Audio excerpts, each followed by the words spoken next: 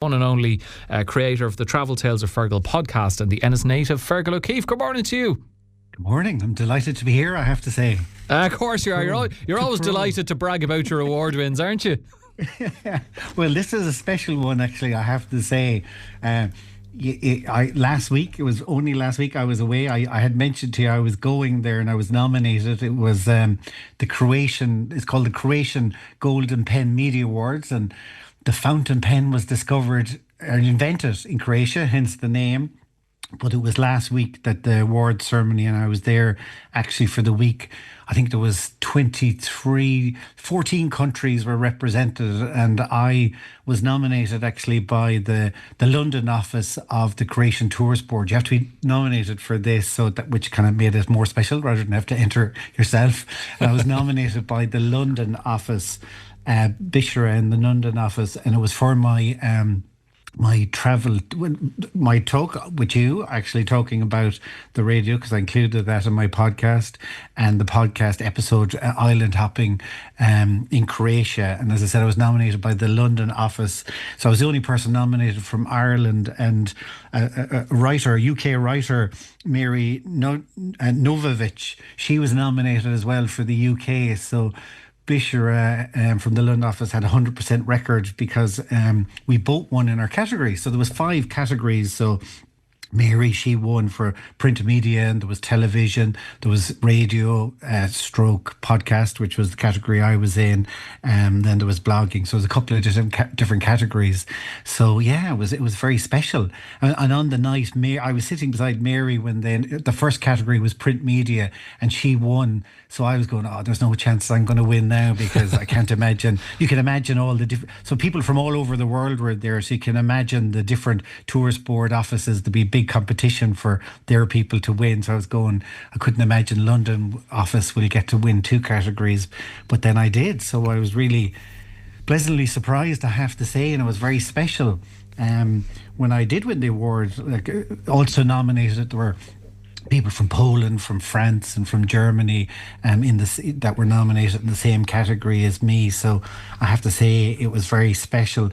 And I was kind of half listening the announcer when she was announcing, kind of saying a little spiel about the podcast. But one word did stand out. She said heartfelt.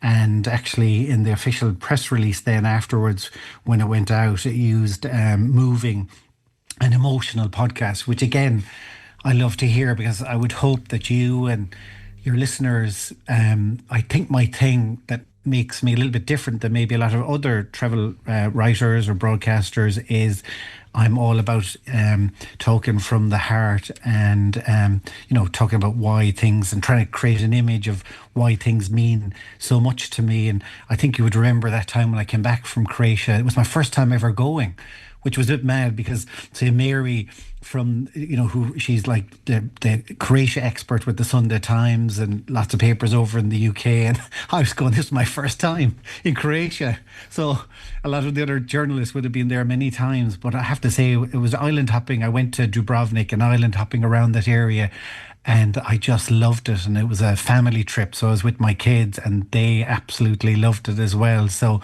yeah, I have to say it really meant a lot. Winning that award last week, I won't deny it. I'm not one of those people who say it doesn't mean anything, because yeah, it does mean a lot. When you get a little bit of validation from someone else, it makes it very special. So yeah, I'm very happy. I can tell for the listeners, Fergal is grinning from ear to ear. I think in fact the smile is stretching around the back of his head. But no, look, well deserved. And you do, I think, obviously you're giving our listeners, a sense of your experience in a place and your knowledge. But I think what you do is the enthusiasm comes across, and you paint a real picture of these far off locations for people who have never been, and by painting that picture you really make them want to go, so that helps as well. So very well deserved. But Croatia, tell us more, Fergal, because it's a country I have never been to. Family members have been on holiday and say it's absolutely beautiful. Obviously the majority of it is very thin coastline, given the way the former Yugoslavia broke up. They got a chunky bit at the top and a big tail down the side at the coast. What else did you discover there? What really stood out to you? Well, do you know, the thing that really stood out this time, and again, the very first time I went, which I didn't know what to expect, was how amazing the people are. And actually, one of the guides mentioned something about, the country had been colonized for 900 years, which sounded very familiar to Irish people. But the personality of the Croatians are very similar. They kind of got a sarcastic sense of humor, and they're really friendly. And the big thing that stands out for me, I keep saying this, is that when I go somewhere and people who love their place, who love where they're from, really adds to a trip, and they love Croatia so much. And just to give you an example, by pure coincidence, my Travel Tales with Fergal episode today, is all about travel insurance and the top tips for travel insurance and how important it is. Particularly, I did it because around there was so much going on around with the Middle East and travel disruption. I did it with a company called Just Cover, a guy called Aaron Brennan. It's just out today. So just by pure coincidence, I was being the seasoned travel person that I am, when I arrived at the airport in Zagreb, when I was going through customs, the airport was like closing, was a late flight in. The customs were looking at it, and my passport was 6 years out of date, 2020. Just the 6.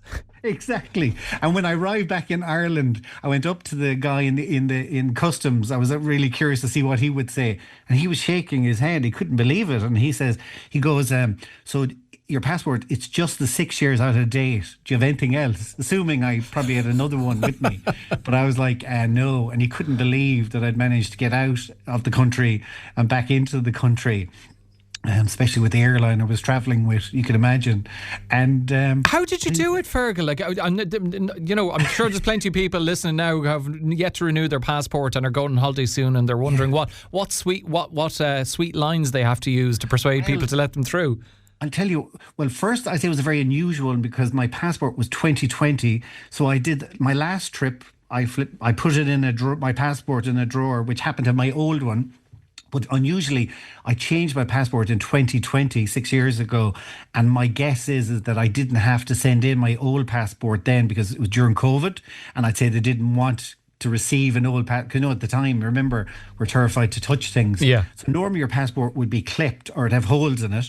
But as the guy in Zagreb, all the customs people were over, and the head person came down, and I was, I was trying to, I managed to get here, and they were like, well, it's your responsibility. But they were saying, like, why did you carry it? And then I was ringing my wife at home, who was in bed asleep, and having her to get the passport. And she was saying the same. I was getting given out to by my wife on the phone and by the customs guys about how I managed to bring it. But I got photos of my old passport, which I would say that did help, which is something I'd say to people, always have that, in a folder, photos of their old passport. And then, I used my, so we kind of like came to a gentleman's agreement where I used my driver's license sort of like a passport, and they were putting in my details. So that kind of got me through, but it wasn't usual because it wasn't clipped. So that's my excuse for that. But they were lovely. But the reason why I brought it up is because it reinforced my opinion about Croatian people, because they were totally cool. Because at the same time they were announcing any unattended bags will be blown up, and I was the last person in the airport. They were turning the lights off, so I was like, oh God, now if I get through, my bag will be gone. But they were like, don't worry about that. And I had the tourist board person outside waiting for me. Bishara was waiting for me to collect me. And she was sending me messages going, everything okay? And I'm like, yeah, I'll be out now in a minute. And then a few minutes later, just another minute. So she was wondering why I was stuck in customs. But yeah, I did get through. So they were amazing. So I suppose my personal tip is just to be friendly and smiley, and just to kind of help, my helping was asking, was giving him my passport, giving him my driver's license, and let's all pretend that this is a passport, and that seemed to work. But it summed up the Croatian people. And they kept going, don't worry, so it's all cool, So that was going into Zagreb. And then where I was going, then the place was the most gorgeous spot. So it's kind of northern Croatia on the coast. It's called the Kavarna region of Croatia. That region, that area was hosting it. And it's actually the European region of gastronomy in 2026. And I have to tell you another good one. Before the awards, there was media interviews, and I was actually being interviewed by Croatian national television. I was kind of having my Notting Hill moment, because the last question the interviewer said, "And what about the gastronomy?" And I kind of misheard her, and I thought she said astronomy. And I was like, how the heck am I going to answer this question? So I was like, sorry, excuse me? And then she said gastronomy, so then I could talk about the food. But it was the area that I went to. It was an area, it's called the Opatija Riviera, and it was a gorgeous place. So it's quite different from the Dalaman coast, the lower part of where most Irish people go into, Split, Dubrovnik. This area, it was part of the, when it was part of the Austro-Hungarian Empire and the Venetian Empire. And so I was in between Opatija and Rijeka. And Rijeka is actually a port, and it's a beautiful but amazing. So it was the port for the Hungarian Empire and the Austro-Hungarian Empire, the third largest city in Croatia, but really gorgeous. So that whole coast has got this Austro-Hungarian vibe about it, which is like huge, these old mansions, villas, kind of the hotels are all like if they were built as if by Wes Anderson. It reminds me of a place that I've talked about here before called Bad Gastein, which is in Austria, where the people in Vienna and the Habsburgs used to go on holidays, and they also used to go to this area from Vienna.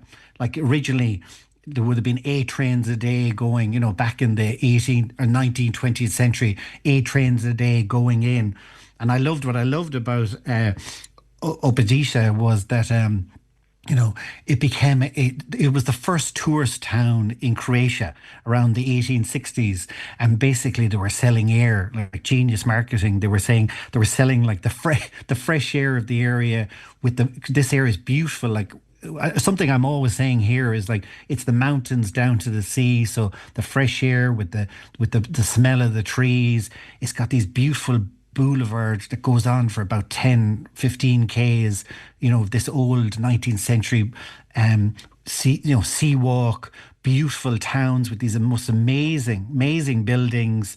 Then it's got like beautiful hill towns. I went to a few like Kashtof, again with these unbelievable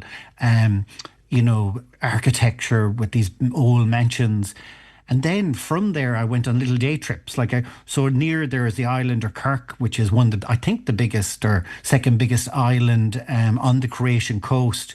And there's an old medieval town there called Vebnik. I went to by boat, I went to another town called Draga. Again, this gorgeous fishing village stroke seaside town with amazing buildings, architecture built right into the mountains, which again would be a beautiful place. And that town that I said that originally the whole region, but that it was literally the border between the Austro-Hungarian Empire and the Venetian Italian Empire. So you can imagine like there's kind of a variation of architectures, and right in the middle of Rijeka there's a river. So one side's Italian and one side's Austro-Hungarian, which makes it really sort of unique, I would say. And the place oozes history, I have to say. Like even above the city, sort of the symbol for the whole area is a place called Tarzat Castle, which is beautiful castle looking over the whole city. And the actual guy who rebuilt that castle, in the 19th century was Count Nugent of Westmeath. And everywhere I go, that's what I was joking, like saying the Irish are everywhere. So this count back in the 19th century was a general for the Austro-Hungarian Empire and rebuilt this medieval castle looking out over the city, which, is the most gorgeous place, I have to say. So it's definitely somewhere I would go back to. I flew into Zagreb, which is about an hour and a half away. Pula is up the coast. There used to be flights with Aer Lingus Ryanair, but I don't think there is at the moment. But even further up the coast, even if you went to Vienna and you go across, because you're right beside Slovenia, you could do an amazing trip down the coast from Vienna down the coast. You get into Slovenia, right down to this area, and it's got that it's that whole area is the old Austro-Hungarian sort of empire feel about it. And it's just absolutely spectacular. It's an area that I'll have to go back to because from the point of view of the architecture, the history, the food is amazing. I had some of the most amazing meals, I have to say. So, the award was the icing on the cake, but just getting to see this whole area was absolutely spectacular. Sounds like a wonderful country to go to, and definitely what I'd heard from people in my family being, you've just really added to that. So I'm going to have to put that on the must-visit list. Before that, though, I've holidays elsewhere, and I'm sure many other people holidays planned as we head into the summer, Fergal, and you're emphasising the importance of getting travel insurance. Yeah, so I actually did my episode because, it's such a topical thing at the moment. Like with the Middle East, and there was so much disruption. And, when I was doing the interviews with a guy called Aaron Brennan from Just Cover, but it'd be kind of basic. I wasn't planning on it. It just happened. Like when I'm talking to you, Alan, we go off in tangents, and I started a section on the podcast called Fergal's Travel Issues. And eventually I had to give up because if something could go wrong during travel over the years with me, between lost bags and flights cancelled and flights delayed. Passport 6 years out of date. Exactly. Which was unbelievable. I started the podcast talking about that. And so it was great because he's an expert in the industry. So he was just giving me, tips, and even simple things like the EHIC card, which is on my to-do list. I said it to Aaron and he said, do it straight away, and I haven't done it. So the episode's out today. But the EHIC card is a European Union card and it's free. And basically the line is with the EHIC card is if the local population have access to healthcare, you get it as well with this card. Everything is free. So, travel insurance is brilliant from the point of view of flights delayed or cancellations, and even if you don't get to the airport, even things like if you get a flat tire going to the airport, you're covered. So they all work in conjunction. Your own private your health insurance, your travel insurance, and then the EHIC card, which is the minimum, I would say to people, because you can just go to their website and you just fill out a form with your PPS number, etc., send it off, and come back within a few weeks. And if you're traveling within Europe, then I know so many people that, other travel journalists that have had incidents abroad, like somewhere like Switzerland, which would cost you a fortune, and you get the best of the best. So that's something that I would really recommend. And even with Just Cover, like things like, just for me, I talk a lot about skiing, you can get that includes your like insurance for your ski gear, which most people would get while they're there, and it works out like a few euros a day per person. So those sort of things can be covered. So I found it personally, I thought it was a really interesting episode because, as I said to him, like, I've always had travel insurance, but I don't really know what I'm covered. So it was like a personal episode of just asking questions about what gets covered. So I'd recommend that for people. It's out now today, and as usual on all podcasting platforms. Yeah, definitely one to check out. I'll be checking that out myself because like with travel insurance, you get it, but I wouldn't know what exactly it covers. So glad that you've gotten that broken down for us. Fergal, thank you very much. Thanks for filling us in on Croatia, and congratulations on the award. Although after your passport saga, I'd say just actually making it to the awards itself was the real prize, and the winning the award was a bonus. Pleasure as always to have you on. And if you ever have any travel or holiday related questions, or you're looking for advice from Fergal, you can send them in to us here at 086 1800 964.